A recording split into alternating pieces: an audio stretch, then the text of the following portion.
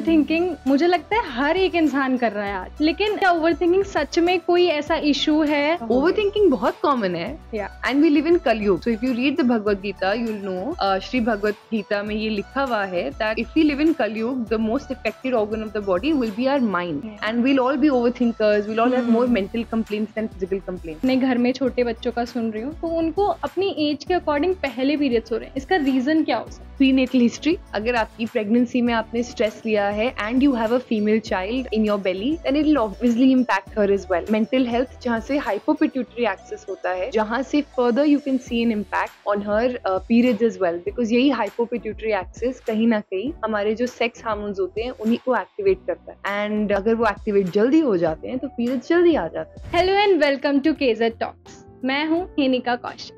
आज हम बात करेंगे होम्योपैथी ट्रीटमेंट के बारे में और साथ में जो हमें डेली लाइफ इश्यूज होते हैं, जिसके लिए मेरे साथ हैं एक renowned homeopathy expert doctor Tanya Bakshi, who is lead at Baxen Group of Country. She is an hair researcher. She is also a student of health and wellness and of course a very talented doctor. Welcome Miss Tanya. Thank you Miss Kaushik for the lovely introduction and for having me here. Hanji, how do we begin? Thank you so much. सबसे पहले मैं जानना चाहूंगी कि homeopathy क्या है और ये कैसे काम करती है? होम्योपैथी एक ऑल्टरनेटिव साइंस है. हमारी कंट्री में आयुष नाम की एक बहुत बड़ी बॉडी है जिसमें जो H होता है वो होम्योपैथी के नाम का होता है. सो होम्योपैथी इंडिया में कहते हैं ना सेकेंड लार्जेस्ट ऑल्टरनेटिव मेडिसिन है आफ्टर आयुर्वेदा. एंड इस साइंस में खासियत ये है it's based on like cures like. इसका मतलब ये है कि अगर आपको फीवर, रेडनेस, अलार्मिंग रेडनेस, जो आपको सेंसिटिविटी है, साउंड भी टॉलरेट नहीं हो रही, उस टाइम पे मैं एक ऐसा प्लांट ढूंढूंगी which is like your symptoms and वो प्लांट आपको हील कर देगा. That is like cures like in homeopathy because that plant has the healing powers with the same or similar symptoms as per your body, and hence homeopathy was discovered. It came in India, and now we also did a research which found out that more than 72% of urban people living in cities like Mumbai, Bangalore, Delhi are preferring homeopathy compared to other sciences. Homeopathy treatment की starting कैसे हुई? Homeopathy treatment की starting ऐसे हुई थी that doctor Samuel एनमन जो हमारे founder हैं, उन्होंने ये ट्रीटमेंट जर्मनी में लेट 1700s में पकड़ा. उन्होंने he was technically an allopathy doctor because उस टाइम तो और कुछ था नहीं ना. So he was a general practitioner and an allopathy doctor. And doctor Hahnemann ने एक चीज करी where he was tired of the suffering that was going through with allopathy. So he thought that the allopathy treatments that were there in Germany were very, very harsh. So he found that electrocution was there earlier. He found out that's very, very harmful for the body. Instead of taking care of the patient, all those treatments were causing worse conditions in some patients. Similarly, he saw that certain of the treatments like bloodletting, जहाँ पे आपका blood कम कर दिया जाता था body से, was also very harsh. It was very harmful, very painful. And he said, this is not the way treatment should be in our country. This is not the way people should heal. There should be another science all over and I can't do this practice any longer. So he quit his allopathy general practice as a doctor and he decided to embark on research. कि मैं कुछ ऐसा ढूंढूं जो safe हो, non toxic हो, side effects ना हो और इजी टू कंज्यूम हो and make sure that vital force पे बेस्ड हो. वाइटल फोर्स क्या होता है? होम्योपैथी में वाइटल फोर्स एक ऐसी चीज होती है जो हम देख नहीं सकते, फील नहीं कर सकते, सुन नहीं सकते, बट ये कहीं ना कहीं एक पावर होती है for the body to heal. So doctor Hahnemann ने बोला कि मुझे कोई ऐसी मेडिसिन बनानी है जो इस वाइटल फोर्स को स्टेबल रखे, क्योंकि अगर वाइटल फोर्स खराब होएगा तो बीमारियां आएंगी. तो उन्होंने क्या किया, उन्होंने ना एक बार्क होती है सिंकोना बार्क, जो आज रिसर्च करी गई तो पता लगा उसके अंदर क्वाइनाइन होता है जो मलेरिया ट्रीटमेंट में बहुत अच्छा होता है. आपको जब मलेरियल ड्रग्स दी जाते हैं एलोपैथी में तो वो क्वाइनाइन से दिया जाता है जो यहाँ से एक्सट्रैक्ट भी होता है. एंड उनने सिंकोना बार्क में क्या किया, वो उनने कहा मैं बार्क चू करके देखता हूँ क्या होता है. उनने वो बार्क चू करी तो उनको हाई ग्रेड फीवर शुरू हो गया, शिवरिंग शुरू हो गई. वो सारे सिम्टम्स मलेरिया के होते हैं. जब उन्होंने किया उनको लगा कि जब मैं ये बार्क खा रहा हूँ सारे सिम्टम्स मेरे अंदर आ रहे हैं, मतलब इस बार्क में वो हीलिंग प्रॉपर्टीज हैं जो मलेरिया और हाई ग्रेड फीवर को हील कर सकता है. Hence the proving started and he started making sure कि मैं एक एक प्लांट को प्रूव करूंगा, एक एक मिनरल को करूंगा. यहाँ तक कि नोसोड्स भी होते हैं हमारे होम्योपैथी में, सार्कोड्स भी होते हैं, एक्सट्रैक्शंस भी होते हैं. एंड आई फील लाइक इतनी बड़ी साइंस है जहाँ एक मेडिसिन है एक्स-रेज जो रेज से भी बनती है. So homeopathy is a big science, not just based on plants today, but various other sources of the earth to heal humans perfectly and mammals, I'd say today, because even dogs are getting homeopathy. Yeah. बचपन से मैं अपने घर में भी ये चीज़ सुनती आ रही हूँ कि अगर होम्योपैथी के लिए हमें जाना है तो टाइम चाहिए उसके लिए, रेदर देन हम लोग एलोपैथी जाते हैं जल्दी से रिकवर हो जाएंगे. तो क्या ऐसा सच में है कि होम्योपैथी बाकी चीज़ों के मुकाबले थोड़ा धीरे वर्क करता है, थोड़ा देर में काम करता है? जब आपको दर्द होता है, आपको पेन होता है बॉडी में, स्टमक पेन होता है या आपको आर्थराइटिस होता है या आपको हेडेक होता है, आप सबसे पहले एक पेन किलर पे रीच आउट करते हो और आप वो पेन किलर खा लेते हो. जैसे ही आप वो पेन किलर खाते हो, उसका नाम ही मेडिसिन का पेन किलर होता है because it's made to suppress the pain in your body, right? तो जो भी आप पीरियड पेन में मेडिसिन खा रहे हो, it's a pain killer. It doesn't mean that your pain is sorted, it means that your body is not feeling it anymore. It doesn't mean that the thing inside your body is completely healed or cured. No, you are suppressing it. So just know when you're taking a painkiller, it is simply suppression. You're not understanding the issue. The problem is, even today, if you have a headache, people are popping painkillers and saying fast action हो गया. Yeah, exactly. घर पे थोड़ा sir दर्द हुआ कि दवाई ले लेते हैं, एकदम पेन किलर ले लेते हैं. That's a problem. That's a very big problem. Because we're thinking that homeopathy तो टाइम लेती है और allopathy painkiller जल्दी एक्ट कर जाती है. बट एक्ट करना एक चीज है और क्योर और रिलीव करना एक चीज है फॉर द लॉन्ग टर्म. आप कितनी बार पेन किलर खा सकते हो? 10 बार, 15 बार. But to understand why you are having a headache और with homeopathy to cure that headache is very important. So ideally what I like to say is that when you have a pain in any part of your body, understand that pain. So instead of having a painkiller in period pain, you can try B31 drops. They're there. I'm somebody who struggled all her life with period pains. Only when I found, okay, I can try homeopathy, I tried it. Now I never take any painkiller. And I'm somebody who has suffered, so I know what that pain is like as a woman. You know, it's debilitating. But what I do is I take B31 drops, 10 drops morning, evening, 3 days before my menses. And I take Magnesia for 6x, 4 tablets 3 times a day. About 3 to 4 days before my menses, and I continue it till the end of my menses. And I'm completely fine. So I need no painkiller. We all know painkillers have side effects, right? Everybody knows. Actually, और मुझे वो side effects के बारे में भी जानना है actually. Periods के लिए अलग एंड नॉर्मली अलग. लाइक पेन किलर्स के क्या साइड इफेक्ट्स होते हैं? हम सुनते हैं कि वो नुकसान देते हैं, बट क्या होते हैं सही में? हम बोलते हैं इन्हें non steroidal anti inflammatory drugs, NSAIDs इनको बोला जाता है. And when we studied them in med school, if you have them for a long period of time, ये आपके गट में इम्पैक्ट करेंगे. So people who have a lot of pain killers, कहीं ना कहीं डैमेज योर गट. सो आपकी गट lining में problem शुरू हो जाएगी, कहीं ना कहीं किडनी प्रॉब्लम्स भी हो सकती है. मैंने यहाँ तक देखा है लोग एंटीबायोटिक्स लेते हैं और उनकी स्किन प्रॉब्लम शुरू हो जाती है. उनने एंटीबायोटिक्स ली फॉर वायरल इन्फेक्शन, उन्होंने गलती से एंटीबायोटिक्स ले ली and it started with skin infections, hair fall, everything that you can think of. This is where I think you can rely on homeopathy when it comes to painkillers. So if you're having a headache, you could think of the B11 drops. That's what I give to most of my patients. That headache ho raha hai, aap ye le lo. Migraine ho raha hai, Migade hai. You can take that also. So there are a lot of alternatives that you can try. It's just that people don't know about them and how to eat them or take the dosage. That's the problem. So now you know, now you can take it. So ma'am मैं आज देख रही हूँ कि normally girls को early periods हो रहे हैं अपनी एज से. लाइक मैं अपनी मम्मा से करूँ अपना कंपैरिजन, और अब जो मैं अपने घर में छोटे बच्चों का सुन रही हूँ, तो उनको अपनी एज के अकॉर्डिंग पहले पीरियड्स हो रहे हैं. इसका रीज़न क्या हो सकता है? अगर आपके यहाँ पे भी एज से पहले पीरियड्स हो रहे हैं या जल्दी पीरियड्स हो रहे हैं, then you might want to see these points, because कहीं ना कहीं ये सारे points lead to menses coming early. सबसे पहले तो प्रीनेटल हिस्ट्री. अगर आपकी प्रेगनेंसी में आपने स्ट्रेस लिया है and you have a female child in your belly, then it will obviously impact her as well. आप जितना स्ट्रेस लेते हो बच्चे में भी जाता है and it impacts her mental health, जहाँ से हाइपोपिट्यूटरी एक्सेस होता है, जहाँ से further you can see an impact on her periods as well, because यही हाइपोपिट्यूटरी एक्सेस कहीं ना कहीं हमारे जो सेक्स हार्मोन्स होते हैं उन्हीं को एक्टिवेट करता है, एंड अगर वो एक्टिवेट जल्दी हो जाते हैं तो पीरियड्स जल्दी आ जाते हैं। सेकेंड आई से मीडिया एक्सपोजर। जितनी मीडिया एक्सपोजर आज बच्चों को है शायद हमारी टाइम पे नहीं था। So today children are dancing on reels, they having exposures to a lot of media in adulthood. So you know there's no phase today I'm seeing where children are just talking like adults. Exactly, मैंने देखा है बहुत छोटे छोटे influencers बन गए हैं बच्चे।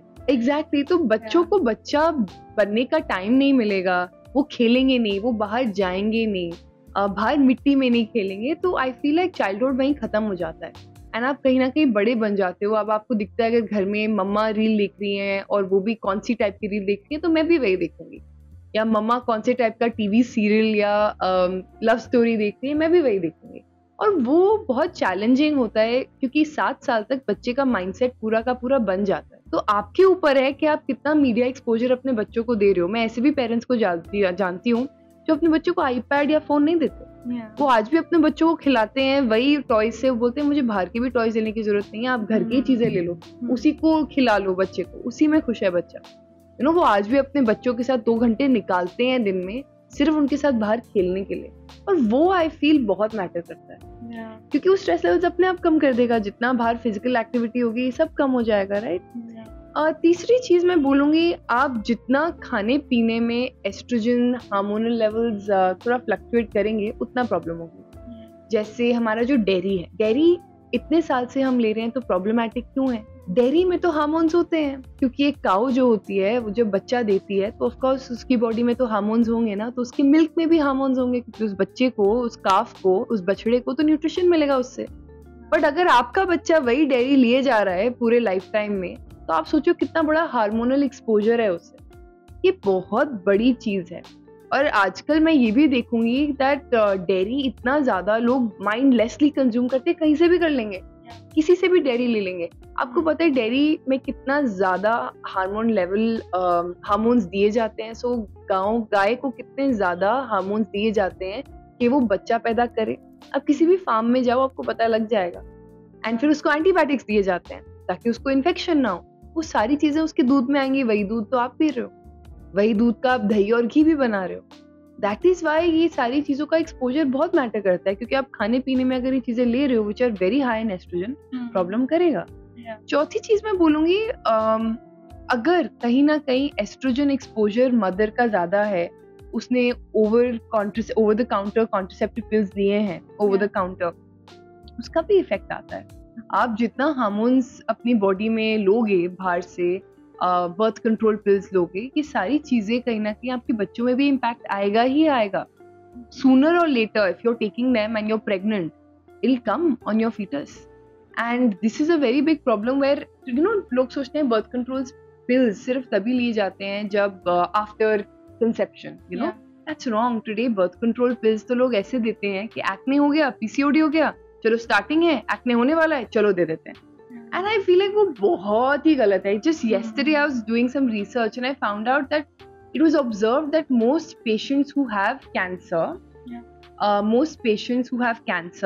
actually were related to having birth control pills regularly in their 20s and 30s. So you're playing up with your body's hormones ना, और कहीं ना कहीं उसका effect अगर if you're pregnant or you get pregnant just a year after, effect आता है। And I feel that's very important. that आप ये सारी चीजें ना लो, you know, and I think just that to begin with. तो जो कॉन्ट्रासेप्टिव मेथड्स हैं वो जेनजी में बहुत नॉर्मल हो गया है लेना डेली लाइफ में। जेनजी बहुत ज़्यादा, या फिर जो मिलेनियल्स रहे हैं उन्होंने भी डेली लाइफ में वो इमरजेंसी में ये चीज़ें यूज़ कर रहे हैं बहुत ज़्यादा क्वांटिटी में। तो क्या ये चीज़ ठीक है? ऑब्वियसली मुझे लगता है नहीं है। तो इसके बारे में आप क्या कहना चाहते हैं? So first of all, for Gen Z, first I would say is that when you talk about a sexual relationship that young people are having today, they use prevention in the form of, because they have multiple partners today and you want to be safe, that's why they use protection, right? And that's basics. You have to use protection to prevent STIs, STDs, any kind of infections today, and I genuinely think that that's okay to use prevention. But when you're talking about contraceptive pills, that you're taking as birth control pills or birth control patches or any kind of contraceptive that is playing up internally on your body's hormones, that's not entirely correct. I'll tell you why. Because जितना आप ये चीज़ें लेते जाओगे, जितना आप अपने hormones के साथ खेलते जाओगे, it'll have a long term impact on your body. कहीं ना कहीं आपके मूड स्विंग शुरू हो जाते हैं, आपके हेयर में इम्पैक्ट आना शुरू हो जाता है, हेयर फॉल शुरू हो जाता है, आपके एक्ने में तो इम्प्रूवमेंट आ जाएगी बट आपका वेट गेन शुरू हो जाएगा. ये सारी चीजें मैटर करती है. फिर जब आप प्रेग्नेंट होना चाहते हो ना, तब आपको प्रॉब्लम होती है क्योंकि इतने टाइम तो हार्मोन एक्सपोजर हो गया. फिर जब प्रेगनेंसी होनी चाहिए तो उसको अंडू कैसे करें, है ना. फिर उस टाइम हमें प्रॉब्लम्स हो जाती हैं. कहीं ना कहीं मैंने ये भी देखा है लॉन्ग टर्म एस्ट्रोजन एक्सपोजर के बाद ग्रोथ्स भी आ जाती हैं. सर्टेन फाइब्रॉइड्स और ट्यूमर्स आर आल्सो डेवलपिंग क्योंकि इतना एक्सपोजर स्ट्रांग होता है इन कॉन्ट्रासेप्टिव पिल्स का. आप ये सोचो कि अगर आपको कोई भी पिल्स देता है, आप पहले ये देखो कि इसमें हार्मोन्स हैं. जैसे आप इतनी इजीली आज मेलेटोनिन ले लेते हैं लोग स्लीप के लिए, कितनी गलत चीज है, कितनी गलत चीज है. क्यों? बिकॉज आप स्ट्रेट अवे हार्मोन ले रहे हो. बेसिकली जो बॉडी आपकी प्रोड्यूस करती थी या कर सकती है मेलेटोनिन, आपने तो उसकी पावर ही खत्म कर दी है. So you're relying on medicine. It's like diabetes, right? Yeah. So if I'm relying on medicine to improve my diabetes, I'm going to be dependent on it. Yeah. और अगर मैं डिपेंडेंट एक बार ही हो गई, धीरे धीरे आप आदी हो जाते हो. इसलिए हम होम्योपैथी में क्या देते हैं, अगर आपको स्लीप नहीं आ रही, एक फ्लावर होता है पैसिफ्लोरा मदर टिंचर का, मैं उसको मिक्स करती हूँ 5 फ्लावर रेमेडी के साथ जो होम्योपैथी में आती है, और उनको मिक्स करके इंसोम्निया और स्लीप के लिए देती हूँ. अब आप पूछोगे ये कैसे अलग है मेलेटोनिन से? मेलेटोनिन एक हार्मोन है, मैं स्ट्रेट अवे एक हार्मोन ले रही हूँ. यहाँ मैं उस फ्लावर को ले रही हूँ, उस फ्लावर को डाइल्यूट करके मैं होम्योपैथी मेडिसिन बना रही हूँ. It is 10 times more safer. It has no hormone in it. It is naturally inducing sleep by calming down your body with just flowers. जैसे आप कैमोमिला पूछते हो, कैमोमिला टी होती है, कैमोमाइल टी होती है, राइट? एंड जब आप ये चीजें लेते हो, it calms down your nervous system, you automatically get sleep. अभी दूसरा प्रॉब्लम मेरे को बहुत बड़ा दिख रहा है मैग्नीशियम का. लोग लेफ्ट राइट सेंटर मैग्नीशियम का ओवर द काउंटर एक्सपोजर ले रहे हैं. प्रॉब्लम इज, मुझे पता है हम सब में मैग्नीशियम कहीं ना कहीं कम हो सकता है, एंड खाने पीने से भी इफेक्ट होता है, आपके लाइफस्टाइल से भी इफेक्ट होता है, आप कहाँ रहते हो, आपको इतना मैग्नीशियम चाहिए भी है नहीं चाहिए, इन सबसे भी इफेक्ट होता है. आप कॉन्स्टिपेटेड हो, जो पड़ा भी हुआ है आपकी बॉडी में मिनरल, वो अब्सॉर्ब भी हो रहा है नहीं हो रहा. बट लोग क्या कर रहे हैं, ओवर द काउंटर मैग्नीशियम ले रहे हैं, एंड वेरी हाई डोजेस. हमारी होम्योपैथी में भी मैग्नीशियम आती है, बायोकेमिक सॉल्ट्स में मैग्नीशिया फॉस करके आती है. It's very good for cramps. मैं तो खुद मैंने आपको बताया, मैं पीरियड्स के लिए वही लेती हूँ. बट प्रॉब्लम इज, मैं किस डोज में ले रही हूँ. अगर मैं रोज रोज मैग्नीशियम लेना मैंने शुरू कर दिया, तो आप सोच सकते हो उसकी बॉडी में इम्प्लीकेशंस क्या आएंगे. आपका एक ऑर्गन है लिवर, ठीक है. Liver is one of the largest organs जो आपकी बॉडी में होता है. अगर आपका लिवर डिटॉक्सिफाई करता है आपकी बॉडी को, जो उसका मेन काम है, आप सोचो आप कितने टॉक्सिन्स अपनी बॉडी के अंदर डालते हो जो शायद ठीक से नहीं निकल पाते हैं, या लिवर के ऊपर कितना लोड पड़ता है. मैंने यहाँ तक देखा है, मैं एक पेन किलर देती हूँ, एलोपैथ पेन किलर देते हैं, मैं क्या एलोपैथ पेन किलर देते हैं, पेशेंट पेन किलर लेकर आता है मेरे पास, उसकी SGPT SGOT में फर्क पड़ जाता है, जो लिवर के पैरामीटर्स होते हैं. स्ट्रेट मैं सबसे पहले पूछती हूँ, मेरे पास रिपोर्ट आई LFT की, मैं देखती हूँ यहाँ पे SGPT SGOT क्यों बढ़ा हुआ है. मैंने कहा आपने कोई मेडिकल दवाई खाई थी, आप बीमार पड़े थे इस टाइम पे, पता लग जाता है. तो एक दवाई का इतना स्ट्रॉन्ग एक्सपोजर है, तो आप सोचो मेलाटोनिन का इतनी सारी चीजों का कितना एक्सपोजर होएगा. तो अब अगर बात करें पीरियड्स की, पीरियड्स में मूड स्विंग बहुत ही नॉर्मल मुझे लगता है एक टॉपिक है जो हमें पता है. पहले मैं अपना पर्सनल एक्सपीरियंस अगर शेयर करूं, पहले मुझे ऐसा फील नहीं होता था, बट अब मुझे पता चल जाता है कि हाँ मुझे मूड स्विंग्स हो रहे हैं. लेकिन काफ़ी इस पे जोक बनता है, इंस्टाग्राम पे भी मैंने काफ़ी रील्स देखी हैं. मुझे लगता है ये चीज़ नॉर्मल है, बट लोग नॉर्मलाइज नहीं कर पा रहे हैं. तो क्या इसके लिए आप क्या कहना चाहोगे? मतलब इसके लिए भी कोई दवाई है, ज़रूरी है लेनी, नहीं है, या फिर नॉर्मल होना चाहिए? इसके बारे में आप क्या बताएं? इसको बोलते हैं PMS, प्री मेंस्ट्रुअल सिंड्रोम. और ये अगर आप गूगल करेंगे तो इसके बहुत सिम्टम्स होते हैं. Irritability, anger, sadness, hopelessness, cramps भी हो जाते हैं कभी कभी PMS में. क्रैम्प्स होते हैं, इरिटेशन होती है, कई लोगों को तो डायरिया भी हो जाता है. So before the menses come, इसको बोलते हैं PMS. It's basically a stage before your menses come. तो आपके हार्मोन्स चेंज हो जाते हैं. तो जो हार्मोन्स नॉर्मली चलते हैं वर्सेस उन 7 दिन जब पीरियड्स आते हैं, वो कम्प्लीटली चेंज हो जाते हैं. क्योंकि कई हार्मोन्स गिरते हैं और कई हार्मोन्स उठते हैं, राइट, वो पीरियड्स आने के लिए. कि आपकी वो लाइनिंग जो है एंडोमेट्रियम की, वो जो लाइनिंग है वो इमीडिएटली कहते हैं ना डिसइम्बार्क हो, और पीरियड्स आए कहीं ना कहीं। एंड प्रॉब्लम ये है, this is actually very very normal, but लोग इसको नॉर्मल समझते नहीं है। पहले टाइम पे क्या होता था, औरतें बताती नहीं थी पीएमएस होता है, एंड उनमें इतनी मेंटल स्ट्रेंथ भी नहीं थी कि वो बोल पाए कि मुझे रोना आ रहा है या मुझे बहुत दर्द हो रहा है, मुझे समझ नहीं आ रहा कि मैं ऐसा क्यों फील कर रही हूँ। आज बोल रहे हैं सब, तो उसमें कहीं ना कहीं एक अच्छाई भी है जो पहले नहीं थी। पर ये बहुत नॉर्मल है, इसके लिए कोई मेडिसिन आपको लेने की जरूरत नहीं है। पीएमएस बहुत ही नॉर्मल कंडीशन है। अगर आपको फिर भी लगता है कि आप पीएमएस में बहुत एंशियस या सैड हो जाते हैं और बहुत डिप्रेस्ड हो जाते हैं, तो एक होम्योपैथी में रेमेडी आती है 5 flower remedy. It will help you relax, और इसके कोई साइड इफेक्ट्स भी नहीं है और ये एडिक्टिव भी नहीं है। Just for relaxation you can take it, और किसी चीज में आपको लेने की जरूरत नहीं है, क्योंकि इतनी नॉर्मल चीज है कि आपको, तो मैं तो कहती हूँ जस्ट लिव थ्रू इट। इस टाइम पे क्या होता है, गर्ल्स को क्रेविंग होती है चॉकलेट्स की, स्वीट्स की, तो मैं ऑफ्टन बोलती हूँ कि प्लीज इस टाइम पे डार्क चॉकलेट खाओ। डार्क चॉकलेट बहुत अच्छी होती है पीरियड्स के टाइम पे। क्यों? आपका पेन रिड्यूस करती है। हाँ, डार्क चॉकलेट आपका पेन रिड्यूस करती है। आप अगर होम्योपैथी में एक रेमेडी है चॉकलेट पढ़ना, हमारे पास हम होम्योपैथी में देते भी हैं, इट्स परफेक्ट। आप लिटरली उस नॉर्मल चॉकलेट भी अगर आप खा सकते हैं उस पीरियड के टाइम पे, आप सिर्फ डार्क चॉकलेट लीजिए। मैं शुगर वाली चॉकलेट की बात नहीं कर रही हूँ, प्लीज वो मत लीजिएगा, that's going to harm you more and not give you any benefits. I am talking about 70 to 80% dark chocolate, तो वो बिल्कुल अलग होती है। तो डार्क चॉकलेट में सबसे बड़ा बेनिफिट है, वो बहुत बड़ी एंटीऑक्सीडेंट है, बहुत बड़ा एंटीऑक्सीडेंट। आप गूगल करो टॉप 2 एंटीऑक्सीडेंट्स, डार्क चॉकलेट आएगा। It's made out of cacao. Cacao is a plant, right? So chocolate essentially is good, but the chocolate we get in the market, उसमें तो इतना शुगर होता है कि चॉकलेट ना के बराबर होती है। तभी तो आपको डार्क चॉकलेट महंगी मिलती है और नॉर्मल चॉकलेट इतनी सस्ती मिलती है, क्योंकि नॉर्मल चॉकलेट में तो चीनी और दूध भरा होता है, right?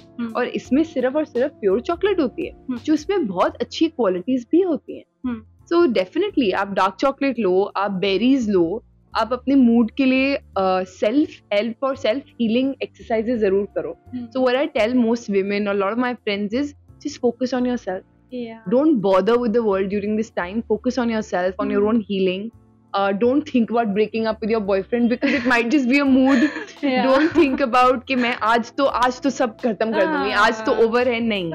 You know, these are mood swings. आपको पता ही नहीं लगेगा, ये सिर्फ आपके हार्मोन्स है। Your hormones make you emotionally act out as women during PMS, and that is normal. Just accept that these are my hormones and you'll realize it's not you, it's just your hormones. Like इस time पे हम खाने की बात करें तो हमें पता है कि मतलब मुझे ऐसा लगता है कि obviously हमें healthy food लेना चाहिए, बट मैं स्टिल पैकेट फूड्स लेती हूँ। मुझे पता नहीं क्यों मन करता है कि नहीं मुझे ये नहीं खाना, मुझे ये खाना है। तो क्या वो हेल्दी तो ऑब्वियसली नहीं है, उसको कंट्रोल करना चाहिए। जब आप कोई भी अनहेल्दी फूड खाते हो, आपको बहुत ही एक सेटिस्फैक्टरी फीलिंग आती है, बिकॉज आपकी बॉडी में जो एंडोर्फिन्स होते हैं, जो गुड हार्मोन्स होते हैं, वो बोलते हैं वाओ गुड फूड, चलो अच्छा खाना, चलो I feel better now, and she will feel better, क्योंकि कहीं ना कहीं दिस इज कनेक्टेड ना। क्रेविंग हुई, क्रेविंग के बाद सामने कुछ हेल्दी नहीं दिखा, हेल्दी नहीं दिखा तो हमने इमीडिएटली खा लिया। और प्रॉब्लम इज हमारे यहाँ पे हेल्दी ऑल्टरनेटिव्स दिए भी नहीं गए हैं। मतलब अगर मैं आपको बताऊं कि इस पैकेट ऑफ चिप्स की जगह ये वाला खा लो, तो आप बोलोगे वो टेस्ट नहीं आता,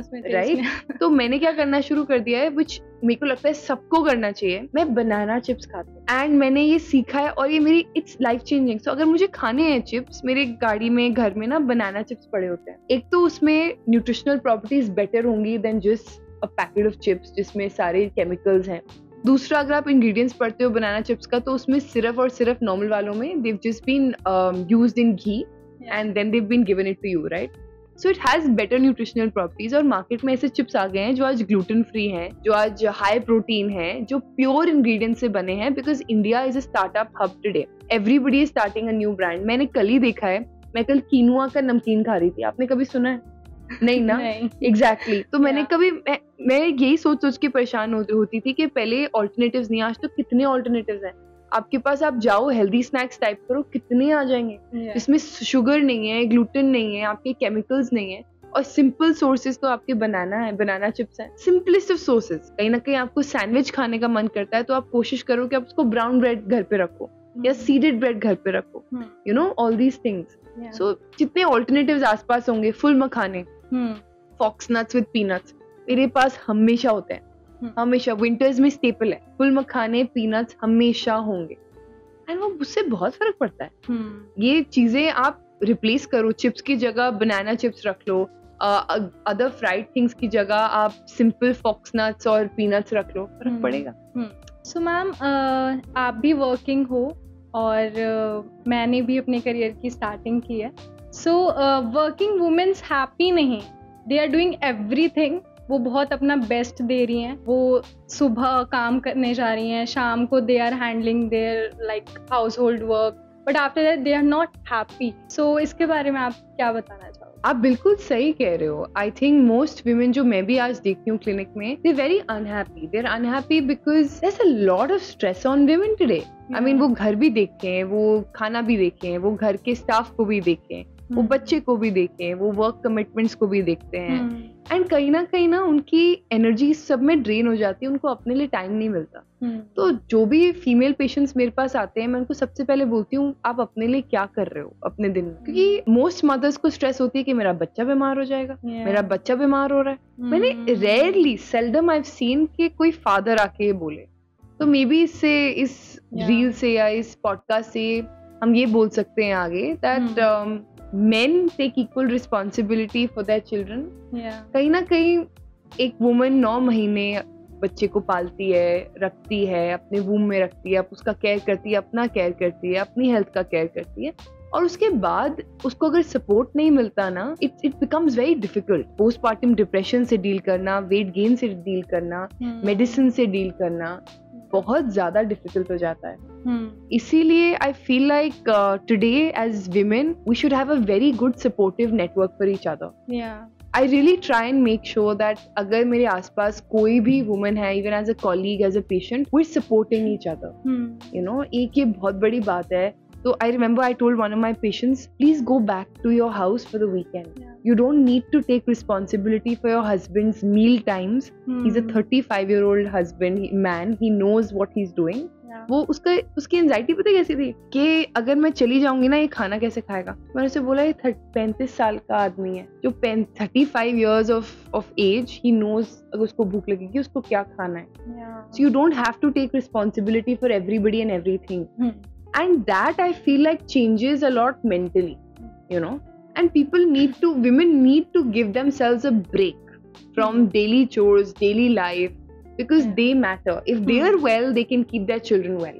If they're okay mentally, they can have a positive relationship with their family as well. ये बहुत matter करता है। Like मैं देखती हूँ मेरे सीनियर्स जो हैं, मैं तो भी फिर भी लाइक इतनी नहीं हूँ एज में, बट मैं अपने सीनियर्स को देखती हूँ, दे आर वर्किंग, वो बहुत अच्छे तरीके से अपना बेस्ट दे रहे हैं। उन्होंने बहुत अच्छे से अपने करियर को टाइम दिया हुआ है, वो इन्वॉल्व है सारी चीज़ों में, लेकिन उनका एक बहुत बड़ा स्ट्रेस रहता है पेरेंट्स की तरफ से शादी के लिए। और ये चीज़ ना, मैं अभी तो लाइक 20 में हूँ, अपनी स्टार्टिंग कर रही हूँ, बट स्टिल मैंने ये चीज़ देखी है कि मेरे पेरेंट्स ने एक चीज़ बना दी है कि लाइक इस एज तक आप ये कर लो, इस एज तक आप ये कर लो, एंड देन इस एज में आपको शादी करनी है। क्यों करनी है? मुझे जेन्युइनली ये क्वेश्चन बहुत अजीब लगता है। Maybe we are not mentally prepared. क्यों, मतलब ये क्यों बना दिया है कि नहीं आपको ये करना ही करना है, और उससे इतना स्ट्रेस बढ़ रहा है विमेंस में, स्पेशली मैंने अपने सीनियर्स में देखा है, वो काम करते हैं और उसके साथ में वो बोलते हैं कि यार मम्मी पापा शादी के लिए बोल रहे हैं। तो आप इस पे क्या कहना? अब मैं लड़का कहाँ से ढूंढूं, अब मैं प्रेशर कहाँ से लूं, क्योंकि जिंदगी भर तो आपने ये बोला है कि बॉयफ्रेंड नहीं बनाने, तो जिंदगी भर जब आपने ये बोला कि बॉयफ्रेंड नहीं बनाने, तो अब मैं अब काम पे लड़का ढूंढूं। अब काम पे तो मुझे कोई मिल नहीं रहा। अब अगर काम से मुझे नहीं मिल रहा तो मैं अरेंज मैरिज करूंगी। अरेंज मैरिज में क्या गारंटी है कि जो मिलेगा वो अच्छा है ना? So I feel like we're at a position as women, and I'm in the same pool as you guys, where I feel like my पास ज़्यादा pressure बहुत ज़्यादा है, and pressure parents से क्यों है मैं medically समझा देती हूँ। आपके पेरेंट्स चाहते हैं कि आपकी टाइम पे शादी हो, ताकि टाइम पे आपकी फैमिली लाइफ पे आगे बढ़ पाए, आपके बच्चे टाइम पे हो पाए, आपकी आगे जो बायोलॉजिकल क्लॉक है वो ठीक से वर्क कर पाए, क्योंकि 30-35 के बाद ये फैक्ट है, biologically your body changes, and let's accept the fact. इसमें कुछ गलत नहीं है। मैं ये नहीं कह रही आप 40 के बाद बच्चा मत करो, 30 के बाद मत करो। आई एम सेइंग आप डेफिनेटली कर सकते हो, पर आपकी बायोलॉजिकल क्लॉक चेंज होती है। आपके जो 25 प्लस ऊपर जो टाइम होता है, it's a prime time. So 22 से लेके 30 तक your eggs are in the perfect condition. So if you've ever seen young women get pregnant faster also, because their eggs are of great quality. Their hormone health is great. They're not taking as much stress. Everything is fine. Their biological clock is fine. Hormones are well. But जैसे जैसे as बढ़ती जाएगी hormone levels थोड़े हिलते जाएंगे and वो impact आएगा pregnancy में. तो बायोलॉजिकली इसलिए पेरेंट्स बोलते हैं. तो उसका लॉजिक ये है. But I will definitely say, as a woman of today, if you don't have, I will definitely say this as a woman of today, if you don't have a right partner, don't think of getting married to anybody. You need to have the right partner who is mentally in sync with you and your choices in life. कभी-कभी क्या होता है, women get into a relationship and they are so unhappy and it makes their health disastrous. वो अपना career छोड़ के सब छोड़ के आती है and it makes their health disastrous. So I would say if you don't find a man capable enough for your relationship to succeed, where you're aligning mentally with your goals in life separately, do not get married. Because that marriage, if is not happy, could lead to divorce as well. Could lead to separation that could be even more difficult. So I think as a woman of today, keep that in mind, that only if and when you find the right match, go ahead with that. And match घर बैठे बैठे तो मिलेगा नहीं. So you need to make an effort. You need to think about what you want in life. Think about attracting that kind of partner by being that kind of person that you want to be. And hopefully then you get the right match. And even if you don't find the right match, and you don't intend to get married, it's okay. It's okay to not get married. It's okay to be single all your life. It's okay to have choices but to not take them the way the society wants. So that's another point that I want to say. People say they don't want to get married. If they don't want to get married, it's their choice, right? So technically also, why are we forcing women to have a child? If they don't want to have a child, it's their uterus, their choice. Right? Exactly. So if they're also not thinking of getting married, it is their choice. And I think if you don't want to get married and if you want to lead a life by yourself, it's your choice. Lead it the way you want to do it. आपने एक term use करी, flower remedy. ये क्या होती है? ये मैंने कुछ बहुत नया सुना है. फ्लावर रेमेडीज होती हैं वो रेमेडीज जो फूलों से बनती हैं.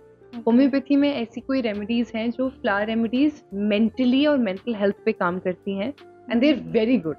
They act very fast and they have no side effects. So flower remedies are probably the most safest remedies for women today also. एक इमोशन की अलग अलग रेमेडी है. कॉन्फिडेंस चाहिए तो आप लार्ज के बारे में सोच सकते हो. एज अ वुमन अगर आपको लो लग रहा है, आपको पोस्टपार्टम में लो लग रहा है या आपको जनरली लाइफ में डिप्रेसिव फीलिंग्स आ रही है, मस्टर्ड बहुत अच्छी रेमेडी होती है, आप उसको देख सकते हो. Apart from that flower remedies बहुत सारे हैं फॉर वेरियस अदर थिंग्स. कोई फियर है, कोई एंजाइटी है तो 5 फ्लावर रेमेडी यूज कर लो, वो भी बहुत अच्छी काम आती है. मैम, आपके एक पॉडकास्ट में मैंने सुना था कि आपने कहा था कि आप मेडिसिन देने से पहले खुद पे यूज करते हो और डॉक्टर्स को यूज करना चाहिए. तो क्या कभी ऐसा हुआ है कि आपने यूज किया हो, उसका कोई साइड इफेक्ट आपको दिखा हो, देन आपको पता चला हो कि ठीक है ये मुझे नहीं देनी है, ये देनी है? ऐसा कभी कोई एक्सपीरियंस हुआ है? अगर आप होम्योपैथी रेमेडीज की बात करें, they have no side effect. किसी भी होम्योपैथी मेडिसिन में साइड इफेक्ट नहीं हो सकता. व्हाई? बिकॉज ये नॉन टॉक्सिक होती हैं and they create no other alternative effect on your body. But अगर आप होम्योपैथी रेमेडी कॉन्स्टेंटली, कंसिस्टेंटली महीनों के लिए विदाउट अ ब्रेक यूज करते हैं तो इसकी प्रूविंग हो जाती है. प्रूविंग का मतलब है कि मेडिसिन अपने खुद के इफेक्ट्स देने लग जाती है और वो आपकी बॉडी के लिए हार्मफुल है. राइट? इसीलिए तो डॉक्टर बने हैं ना. इसीलिए तो 5 साल हर डॉक्टर होम्योपैथी में पढ़ता है, स्टडी करता है कि कौन सी मेडिसिन कितनी स्ट्रांग है, उसको कैसे देना है, कितने दिन देना है, मिनिमम डोज का क्या मतलब है. इसीलिए तो डॉक्टर्स हैं होम्योपैथी में जो गाइड कर सकते हैं. तो अगर आप कोई भी गाइडेंस चाह रहे हो, you can contact us as doctors. हम आपको बता देंगे. मैं यही बोलती हूँ 15-20 दिन के लिए मेडिसिन लो, फिर रोक दो, ब्रेक दे दो अपनी बॉडी को. फिर उसके बाद देखो अगर जरूरत लग रही है नहीं लग रही है. जेन ज़ी जनरेशन में बहुत ही नॉर्मल टर्म्स हैं और बहुत ही ज्यादा डेंजरस हैं साथ में. Depression, anxiety, mental health. इसके लिए होम्योपैथी में कोई ऐसा क्योर है जो बहुत स्ट्रॉन्ग है, वो अगर आप बता सकते हो? For depression and mental health? तो अगर आपको भी डिप्रेशन, एंजाइटी, मेंटल हेल्थ के कोई ट्रबल्स हैं जो आपको तंग कर रहे हैं, तो आप रेमेडीज जो फूलों से बनी है उनके बारे में सोच सकते हो. 5 फ्लावर रेमेडी एक रेमेडी है जो एंजाइटी में बहुत अच्छा काम करती है. मैं 10 drops देती हूँ 2 times a day to patients. Second I give is mustard for depressive feelings and gorse. इनको मिक्स करके मैं देती हूँ for depression. अगर ये भी आपके लिए कम है देन एक वैक्सीन की आती है 10 सेल जो मैं देती हूँ जनरल स्ट्रेस एंजाइटी डिप्रेशन में. इससे क्या होता है कि आपकी रिलायबिलिटी एलोपैथी मेडिसिन की तरफ कम हो जाती है और आप होम्योपैथी मेडिसिन ले सकते हो जो प्रोडक्ट डिपेंडेंट नहीं होती. मैम एक मेरा पर्सनल क्वेश्चन है ओवर थिंकिंग को लेके. ओवर थिंकिंग मुझे लगता है हर एक इंसान कर रहा है आज, लेकिन क्या ओवर थिंकिंग सच में कोई ऐसा इशू है? क्योंकि मुझे ऐसा लगता है कभी कभी जब मैं यूज करती हूँ तो मेरे लिए वो एज अ नेगेटिव इम्पैक्ट कम पॉजिटिव ज्यादा काम करता है, क्योंकि पता नहीं क्यों मुझे पता चल जाता है कि आगे क्या होने वाला है. I don't know, over think करके मैं उसको इतना कंक्लूजन तक पहुंच जाती हूँ कि मुझे पता चल जाता है कि क्या रिएक्शन होगा सामने वाले, वो हो ना हो. हाँ, वो हो ना हो. तो इस बारे में आप क्या? Overthinking बहुत common है. Yeah. And we live in Kalyug. So if you read the Bhagavad Gita, you'll know, Shri Bhagavad Gita में ये लिखा हुआ है that if we live in Kalyug, the most affected organ of the body will be our mind. Yeah. And we'll all be overthinkers. We'll all have more mental complaints than physical complaints, right? Yeah. And when you think of overthinking, क्यों हो रही है? Because हम सबको इतना exposure है media का, इतना exposure है और इतना competition है. हम सब बहुत चीजें करना चाहते हैं at a very young age. हमें सब कुछ चाहिए. We want everything at a very young age. Our needs of life are enormous today, right? जिसकी वजह से हमें स्ट्रेस हो जाता है, एंजाइटी हो जाती है, ओवर थिंकिंग हो जाती है. मैं उसके लिए देती हूँ स्वीट चेस्टनट. अगर आपको ओवर थिंकिंग हो रही है तो मैं उसके लिए देती हूँ sweet chestnut. That really helps to many thoughts coming into your brain. But like अगर किसी के नेचर में है ये चीज, लाइक वो करता ही है चीजों को ओवरथिंक, तो इसके लिए मेडिसिन लेना इम्पोर्टेंट है? पूरा मैं बता देती हूँ. अगर कोई ओवरथिंकर है और उसको लगता है कि उसकी लाइफ रियली इम्पैक्ट हो रही है ओवरथिंकिंग से, तो सबसे पहले आप वो रेमेडी ले लो. स्वीट चेस्टनट ले लो 10 drops every morning. Then you start meditating every morning. So what I do in my personal schedule is, because I have to make so many decisions and I have to be in the correct emotional balance, I try and meditate in the morning. And every morning I either lean onto a part, because I come from a Sikh background as well, or I lean on to the Sri Bhagavatam or Krishna Kirtans and everything. I listen to them. They really calm my nervous system. And when I start my meditation, I often ask and seek for calmness in the day. So I put up an intention that today I want this intention, or I want my day to be like that. Those 10 minutes of my day decide the entire programming of my day. So I've done so many courses on brain activity, on excelling, on neural pathways, and now I feel like every single course says the same thing, that wake up early and have 10 minutes to yourself as a meditation. That is the only thing that all billionaires in the world do commonly. They all wake up early and they all do things before. So what I do is all my emails are done up before everybody starts. And that really sets me up on the next things ahead, you know, on the next project, everything. It makes you more calmer also in your day. And of course, every single time your mind dwindles और आपको लगता है दूसरा thought आ रहा है, ये हो जाएगा, start telling yourself, this is just a thought. Humans have more than 60,000 thoughts in a day. 60,000. 60,000 से ऊपर thoughts आपके brain में है. You have the power to choose कि आप किसको power देते हैं. Ma'am, can we totally rely on homeopathy? Depends. So I only totally rely on homeopathy since birth. So I've never used antibiotics. Fever के time पे I don't remember taking any fever medicine also. I remember my dad frowning when my mother said vaccine लगवाने जाना है. He said no, कोई नहीं जाएगा. He was frowning. He said कोई नहीं जाएगा vaccine लगवाने. We never took a lot of over vaccinations. Of course, COVID was a very big thing. We had to take it to legally also be in the country, right? Yeah. But generally also we've never been over vaccinated. ऐसा नहीं है कि हम हर महीने जा रहे हैं flu vaccine लगवाने और हर महीने जा रहे हैं कोई वैक्सीन लगवाने. We don't do that. Because we genuinely believe that homeopathy has the power to heal us. So like I see a lot of people today even not choosing to take allopathy for the smallest problem. So I remember in my schedule what I do and take homeopathy is, first up, I wake up in the morning, I take, if need be, I take my flower remedies, because that helps me set the day ahead. I put some flower remedies in water and I take them if need be. Or not every day, only when I need it. Otherwise, I apply the hair reviver, which helps me with my hair growth, then which is also homeopathic in nature. If need be, then again, if I have supposedly a throat problem, I take throat aid. That's also fine. So मेरे को throat problem आगे बढ़ती ही नहीं है, tonsillitis या कुछ होता ही नहीं है. अगर मुझे जुकाम हो गया तो मैं B22 ले लेती हूँ. So उससे पूरी लाइफस्टाइल आप मेंटेन कर सकते हो होम्योपैथी से, कोई प्रॉब्लम नहीं है. कितने लोग कर रहे हैं, कितने लोग कर रहे हैं. I have seen patients who come up to me and say मैंने अपना थायराइडिनम 3x से थायराइड मेंटेन किया हुआ है, अब मुझे बताओ आगे क्या करना है. I am like very good, आपने अपने आप थायराइडिनम 3x ले लेके अपना हाइपोथायराइडिज्म मेंटेन किया हुआ है, very good. I just give them a few more medicine, वो मेंटेन रहता है. मैम हेयर लॉस के लिए मैं जानना चाहूंगी, hair loss specially rainy season में बहुत ज़्यादा होता है और नॉर्मली भी लोगों को बहुत ज़्यादा हो रहा है, तो उसके बारे में आप क्या बताना चाहोगे? होम्योपैथी में क्या मेडिसिन हैं जो उसको अच्छे तरीके से क्योर कर सकते हैं? हेयर लॉस के बहुत कारण है, सिर्फ मानसून नहीं होगा.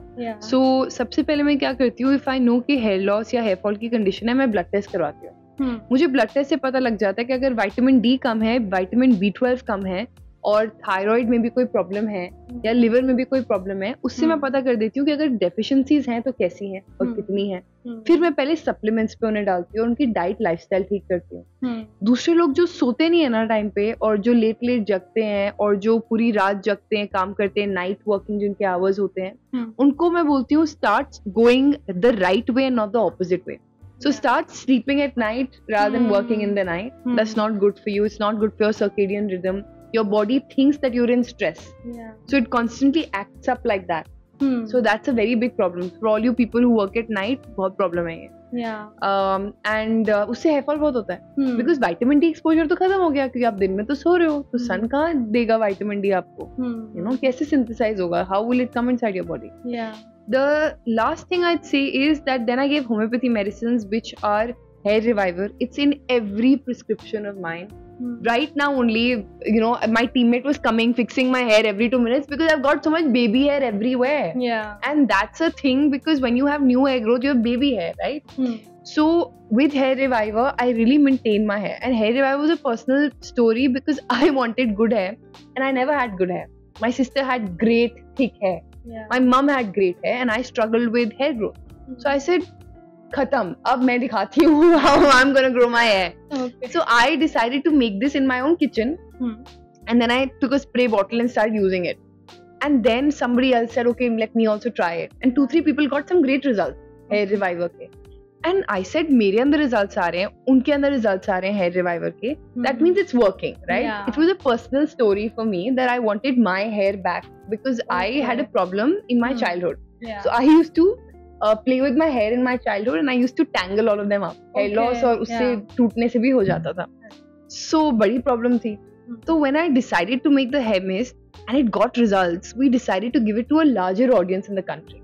And we said, let everybody have the availability of Hair Reviver in the country, which is safe, non-toxic and gives results, you know, and is not product dependent. कि आज छोड़ दोगे तो बाल गिर जाए, नहीं, ऐसा नहीं होता. So I feel like that really helped us, कहीं ना कहीं.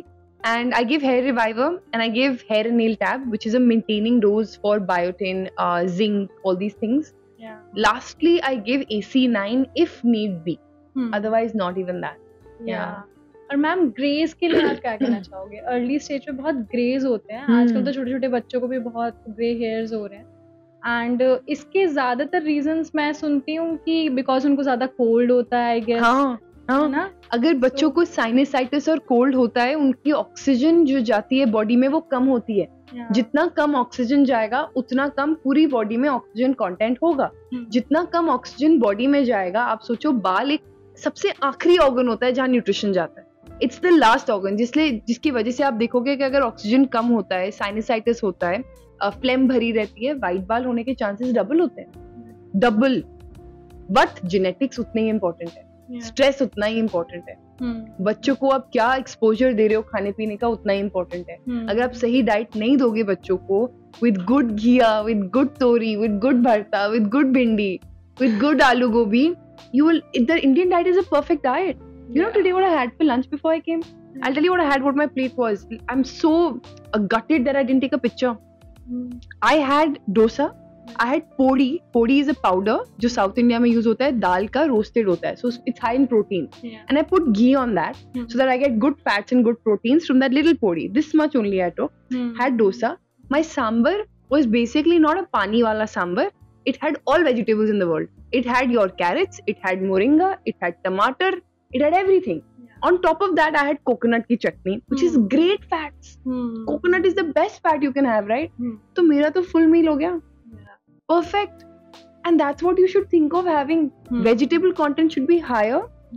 Carb content should be a little bit lower because we don't need it in our adult life. बच्चे अगर हैं, they need a high carb diet. Yes, उनमें आप चावल भर भर के दो, वो better है. You know, रोटी दो, that's good for them. But with adults, definitely less. तो लाइक हेयर रिलेटेड ये जो भी इश्यूज होते हैं, लाइक ग्रेस का हो गया या हेयर लॉस का हो गया, तो ये मुझे लगता है हर एक इंसान की अलग प्रॉब्लम के ऊपर होता है. Yeah, there's postpartum hair loss, there's alopecia, there's traction alopecia, there's alopecia areata, there's male pattern baldness, there's female pattern baldness, there is thyroid related hair fall, there is monsoon related hair fall, there's telogen effluvium, which is stress related hair fall. There's so much. Yeah. So आप मतलब find out उनके symptoms को देख के करते हो? Symptoms फिर tests. अगर मुझे पता है कि किसी ने स्ट्रेस लिया है और उसकी वजह से हेयर फॉल है, जब तक मैं स्ट्रेस को नहीं रोकूंगी हेयर फॉल होते जाएगा, राइट? एंड दूसरे केस में अगर डेफिशिएंसीज है, मैं डेफिशिएंसीज नहीं करेक्ट करूंगी और दे जाऊंगी एलोपैथी या होम्योपैथी मेडिसिन, क्या फर्क पड़ेगा? नहीं पड़ेगा, right? But I tell you one thing which you will be surprised that India में सबसे ज्यादा जो हेयर फॉल के केसेस आते हैं वो आते ही हैं because of vitamin D and B12 deficiencies. तो जब मैं उन्हें हेयर रिवाइवर देती हूँ, वो बोलते हैं मेरे नए बाल तो आ रहे हैं बट मेरा हेयर लॉस थोड़ा सा ना अभी भी है बिकॉज डेफिशिएंसी करेक्टेड ही नहीं है. एंड आपको लगता है, याद है पहले जमाने में हमारी सब्जियां सुखाई जाती थी छत पे. तो आपने अगर कोई मूवीज देखती होंगी, चांदनी चौक में अभी भी वो ट्रेंड है, छत पे वो सब्जियां सुखाएंगे. हमारे घरों में नहीं होता. कौन इतना एफर्ट लेता है? नहीं करता ना. सब्जियां सुखाने से धूप में उनमें विटामिन डी जाता है जो हमारे खाने में आता है. तभी आप देखोगे मशरूम्स में विटामिन डी क्यों होता है, क्योंकि मशरूम्स जब उगते हैं, सनलाइट जब मशरूम होगा वो मार्शी एरिया में उगता है, वहां पे उगता है, सनलाइट आती है, विटामिन डी कंटेंट हाई हो जाता है. सो if you have the power and liberty, अपनी सब्जियों को धूप में सुखाना शुरू करो एंड मेक दैट एफर्ट. और सब्जियां भी खाना शुरू करो. हाँ. Processed food is the worst thing. Worst thing for your diet. The worst thing for your diet. I know about it because I've been there. It's the worst thing for your diet. Wow, what a informative podcast. Literally, ma'am. Thank you so much हमारी audience की इतनी सारी confusions clear करने के लिए, और thank you so much मेरी खुद की personally इतनी सारी चीज़ों को solve करने के लिए. Thank you so much. Definitely.